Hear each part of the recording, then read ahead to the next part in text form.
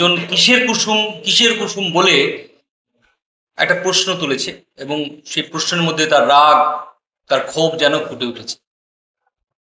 আমরা মনে করি যে ওনার কোনো দোষ নেই, ওনাকে যেভাবে স্ক্রিপ্টটা লিখতে বলা হয়েছে উনি সেভাবে লিখেছেন।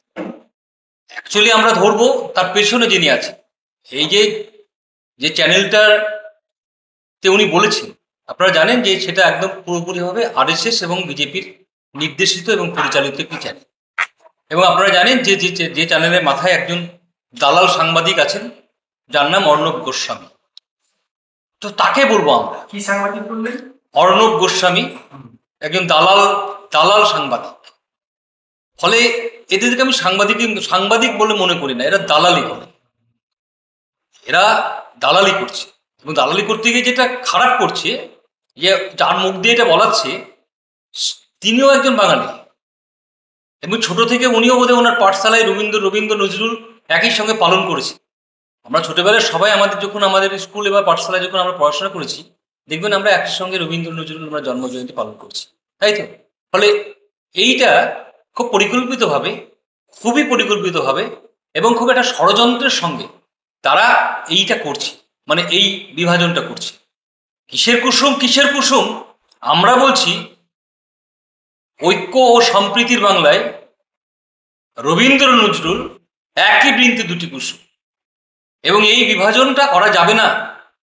তার কারণ হচ্ছে বাংলা প্রধানত গানের দেশ, একটা সংস্কৃতির দেশ, যেখানে একটা সহজিয়া দর্শন লালনের এবং নজরুলের একটা বিদ্রোহের চেতনা, রবীন্দ্রনাথের বিশ্বজনীনতা, তার সঙ্গে আমাদের বৈষ্ণবীয় আন্দোলন, যেখানে ভক্তিবাদ, সমস্তটাই সব শ্রেণীর, সব ধর্মের, সব বর্ণের মানুষদের নিয়ে। ফলে এইটা যদি কেউ ভাবে যে এইভাবে বাংলার মাটিকে ভাগ করতে চায়, তাহলে আমার মনে হয় তারা মূর্খের স্বর্গে বাস করছে। আর একটা কথা বলি আপনাদের, সেটা হচ্ছে যে বাংলার শেকড় ভীষণ শক্তপোক্ত, এবং বাংলার মাটি ভীষণ সহনশীল। ফলে এই মাটিতে যারা আছেন সমস্ত সম্প্রদায়ের, বর্ণের, ধর্মের, বিভিন্ন বর্গের যারা মানুষ, তাদেরকে নিয়ে পথ চলতে শেখায় এই মাটি। ফলে এই মাটি একদিকে যেমন শক্তপোক্ত, তার জন্য বিদ্রোহী কবি কাজী নজরুল ইসলামের জন্ম হয়েছে। এই মাটি শক্ত বলেই আমরা রবীন্দ্রনাথের সেই বিশ্ববীণা বলে যে গান, সেই গানের আমরা সৃষ্টি দেখতে পেয়েছি। আজকে আপনাদের এই সাংস্কৃতিক অনুষ্ঠান থেকে মূলত কি বার্তা দিতে চেয়েছেন শোনা? আজকে আমাদের অনুষ্ঠানটার নামই একই বৃন্তে দুটি কুসুম, ঐক্য সম্প্রীতির বাংলা। সেখানে আমরা বিশেষভাবে স্মরণ করেছি রবীন্দ্রনাথ, নজরুল, তার সঙ্গে সঙ্গে লালন সাই, নাজমুনদা, আমার আরেকজন কনভেনার, বিখ্যাত লোকসঙ্গীত শিল্পী লালন সাইকে আমরা স্মরণ করছি। তার সঙ্গে একটি গানের মানুষ প্রতুল মুখোপাধ্যায় একটি বিশেষ অনুষ্ঠান করছি।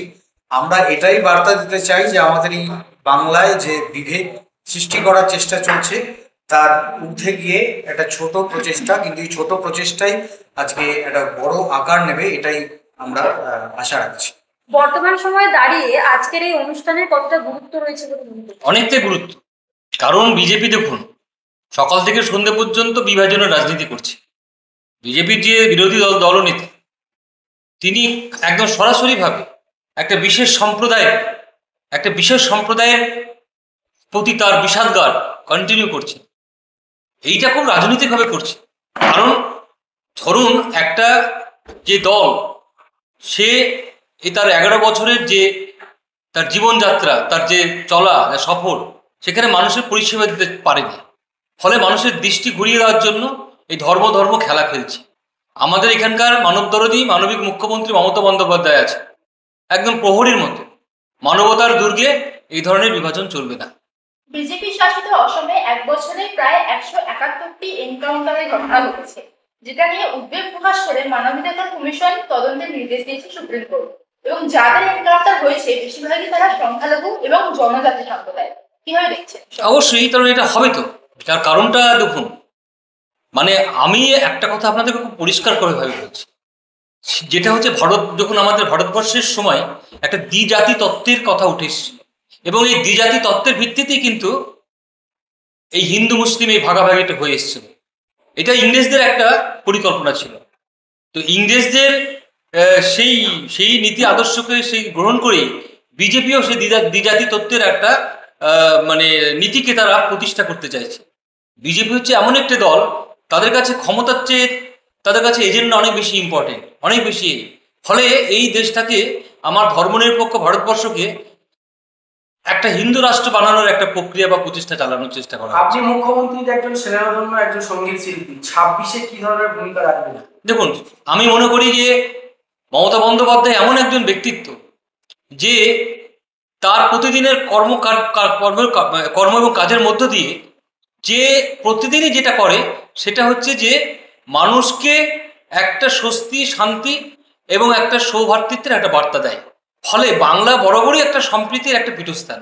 আজকে যে অনুষ্ঠান মূলত আপনাদের দায়িত্ব এবং আপনাদের নেতৃত্বে, আমরা আমরা আমরা খুব আনন্দিত যে আমাদের নেতৃত্ব, আমাদের এই যে বরানগর সাংস্কৃতিক কমিটি, বরানগর তৃণমূল কংগ্রেসের, সেখানে আমাদের নেত্রী আমাদের শুভেচ্ছা বার্তা পাঠিয়েছেন। এর চাইতে আমাদের কাছে আর আমরা, এবং তার জন্যে আমরা এই কমিটি আমরা ভীষণভাবে বদ্ধপরিকর এবং প্রত্যয়ী যে আগামী দিনে আমরা এই যে বিভাজনের যে রাজনীতি, সেটাকে আমরা ব্যর্থ করব, ষড়যন্ত্রকে আমরা বানচাল করব। আপনাদের উদ্যোগে আজকে যে সফল অনুষ্ঠান, আগামী দিনে রাজ্যে কি আরো কোনো বড় দায়িত্ব আপনাকে দেখতে পারি?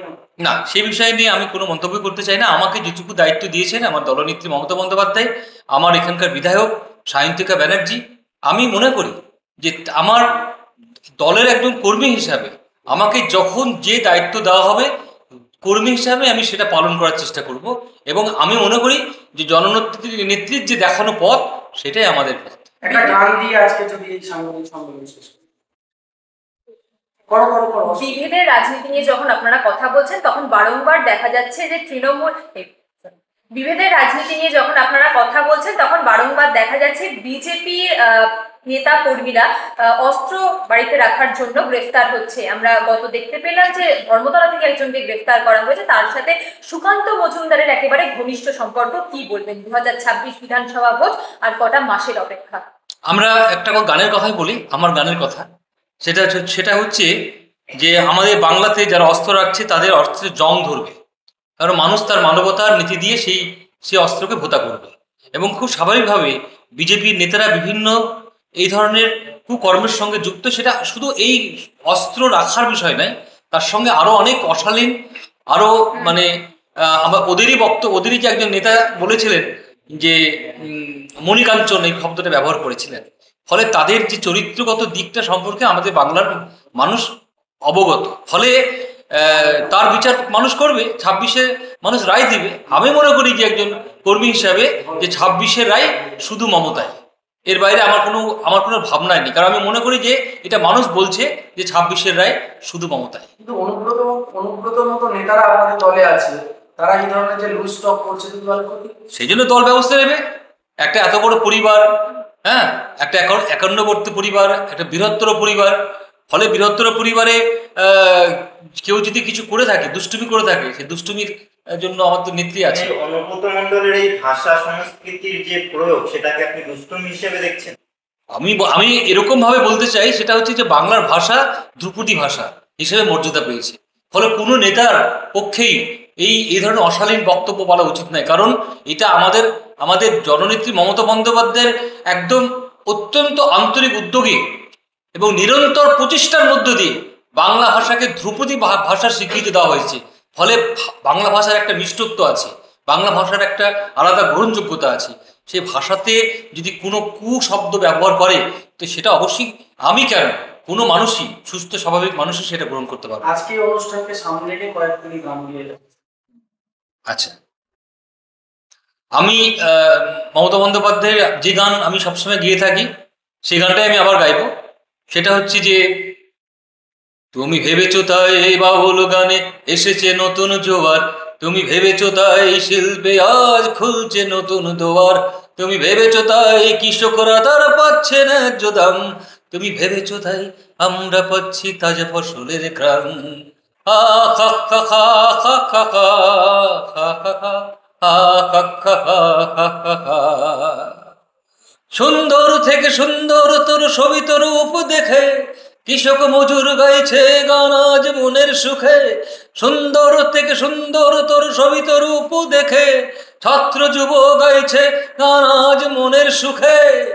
তুমি ভেবেছো তাই পাহাড়ে আজ ফুটেছে কৃষ্ণচূড়া, তুমি ভেবেছো তাই এত সুন্দর বাংলা বসুন্ধরা, তুমি ভেবেছো তাই সবাই বলছে একতাই সম্প্রীতি, তোমার দেখানো পথেই বাঁচুক আগামীর সংহতি। এই যারা ধর্ম নিয়ে রাজনীতি করছে তাদের উদ্দেশ্যে একদিন বলবেন। যারা ধর্ম ধারাই দাঙ্গা বাধাই মানুষ মারে ভাই, আর মানুষ ভালোবাসতে শেখায় মমতার বাংলায়। আমি একই সাথে আজান শুনি, শুনি শঙ্খ ধ্বনি, গীতা বাইবেল বেদ কোরআন পূর্ণ প্রেমের বাণী। যিশু খ্রিস্ট চৈতন্য দেব নবী মোহাম্মদ কেউ বলেনি ধর্মের কারণ কাউকে করো বধ। আমি সচ্চা মুসলমান, আমি মানুষ শুধুই মানি, গীতা বাইবেল বেদ কোরআন পূর্ণ প্রেমের বাণী। আমি ঈদ গাই নামাজ পড়ি, দুর্গা পূজায় সাজি, আর খ্রিস্টমাসের বড়দিনে চার্চে যেতে রাজি। আমার সকল জাতির ভাইকে আমার স্বজন বলে জানি, গীতা বাইবেল বেদ কোরআন পূর্ণ প্রেমের বাণী। আপনার নাম এবং পরিচয়। আমি নাজমুল হক, আমি পেশাগতভাবে একটি কলেজে অধ্যাপনা করি।